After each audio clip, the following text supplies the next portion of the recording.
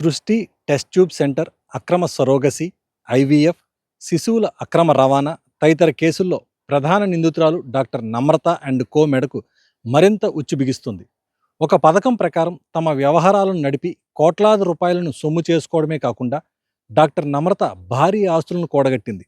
సికింద్రాబాద్లో సృష్టి fertility centre మోసాలను రాజస్థాన్ దంపతులు బయటపెట్టిన నాటి నుండి ఈ కేసులో వేగంగా పరిణామాలు మారాయి. కేంద్ర దర్యాప్తు సంస్థ ఈడీ స్వయంగా ఆమె ఆర్థిక లావాదేవీలపై కూపీ లాగేందుకు రంగంలోకి దిగింది. 2 తెలుగు రాష్ట్రాలలో డాక్టర్ నమ్రత తన సామ్రాజ్యాన్ని విస్తరించింది. కోట్ల రూపాయలను కొల్లగొట్టింది. భారీగా ఆస్తులను కూడగట్టింది. 2 తెలుగు రాష్ట్రాలతో పాటు వెస్ట్ బెంగాల్ అలాగే ఒరిస్సాలో కూడా తన కార్యకలాపాలను విస్తరించింది. ఒక్కొక్క శిశువుకు సంబంధించి 30 లక్షల నుంచి 40 లక్షల రూపాయలు చేతులు మారుతున్నట్లు హైదరాబాద్ పోలీసులు నిర్ధారించారు.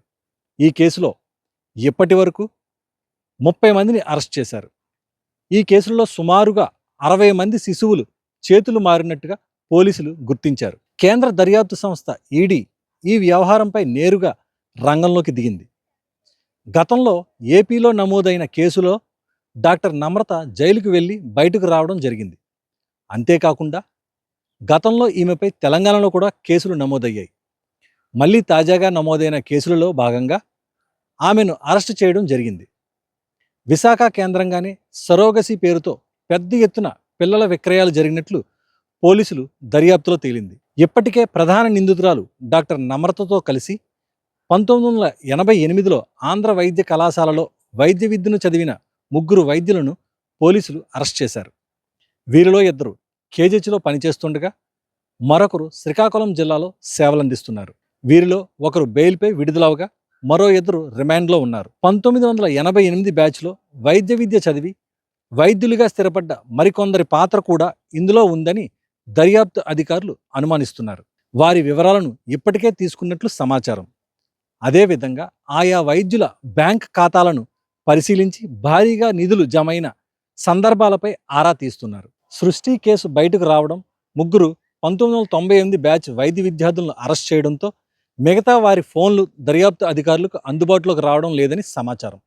దీంతో పోలీసుల్లో అనుమానం బలపడుతున్నాయి. మరింత మంది ఈ దందాలో ఉన్నట్టు పోలీసులకు తెలియడంతో వైద్య వర్గాల్లో గుబులు రేపుతోంది. గౌరవనీయమైన వైద్య వృత్తిలో ఉంటూ సరోగసి ముసుగులో అక్రమాలకు పాల్పడడం పట్ల సర్వత్రా విస్మయం వ్యక్తమవుతుంది. సృష్టి పేరుతో విశాఖ కేంద్రంగా కొన్నేళ్లుగా పిల్లల విక్రయాలు జరుగుతుంటే ఎందుకు బయటకు రాలేదనే దానిపై పోలీసులు దృష్టి సారించారు. క్షేత్రస్థాయిలో ఎవరు సహకరించారనే దానిపైన వివరాలు రాబట్టారు. ఈ నేపథ్యంలోనే 3 మధ్యవర్తులను సైతం అరెస్టు చేశారు. అనుమతులు లేకుండా సృష్టి కేంద్రం నిర్వహిస్తున్న ఎందుకు తనిఖీలు చేయలేదనే ప్రశ్నలు తలెత్తుతున్నాయి. ఈ దందాలో అధికారుల సహకారం ఏమైనా ఉందా అనే కోణంలోనూ దర్యాప్తు చేస్తున్నారు. ఈ నేపథ్యంలో సృష్టి వైద్యురాలు డాక్టర్ నమ్రతను పోలీసులు మరోసారి కస్టడీకి తీసుకోనున్నారు. త్వరలో ఈ కేసులో మరికొంతమంది అరెస్టు జరిగే అవకాశం కనిపిస్తోంది. తాజాగా నమ్రతతో పాటు సృష్టి ఫెర్టిలిటీ సెంటర్ బ్యాంక్ ఖాతాలను పరిశీలించిన అధికారులు 2019 నుండి 2025 మధ్య భారీగా వీరి ఖాతాలో నగదు క్రెడిట్ అయినట్లుగా గుర్తించారు. దాంతో వీరి బ్యాంక్ ఖాతాలను కూడా ఫ్రీజ్ చేసే అవకాశాలు ఉన్నాయి. ఇన్నాళ్ళు రాజస్థాన్ దంపతులు మాత్రమే బయటకు రాగా తాజాగా మరో 5 బాధితులు తాము సరోగసి పేరుతో నమ్రత చేతిలో మోసపోయామంటూ పోలీసులను ఆశ్రయించారు. సరోగసి పేరుతో నల్గొండకు చెందిన దంపతుల వద్ద నుండి 11 లక్షలు వసూలు చేయగా ఎన్ఆర్ఐ వద్ద నుండి 19 లక్షలు తీసుకున్నారు. హైదరాబాద్లో ఓ జంట వద్ద నుంచి 16.5 లక్షలు వసూలు చేశారు. మరో జంట వద్ద 12,50,000 వసూలు చేశారు.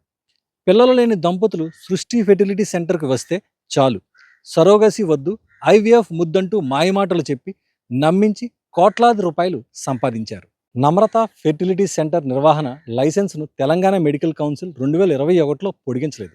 దీంతో తాను ఆ వృత్తి నిర్వహించట్లేదంటూ నమ్రత లేఖ కూడా ఇచ్చారు. సికింద్రాబాద్లోని గోపాలపురంలో 4 అంతస్తుల భవనంతో పాటు మరో 3 చోట్ల అక్రమంగా యూనివర్సల్ సృష్టి ఫెర్టిలిటీ సెంటర్ నిర్వహిస్తున్నారు.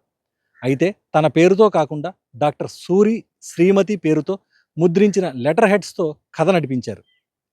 ఈ సూరి శ్రీమతి వయస్సు ప్రస్తుతం 94 ఏళ్లని, ఆమెకు తెలియకుండానే నమ్రత ఈ పని చేసినట్టు గుర్తించిన గోపాలపురం పోలీసులు ఈ మేరకు వాంగ్మూలాలు నమోదు చేశారు. నమ్రతకు తెలంగాణ, ఆంధ్రప్రదేశ్తో సహా మొత్తం 6 రాష్ట్రాల్లో ఏజెంట్లు ఉన్నట్టు పోలీసులు గుర్తించారు.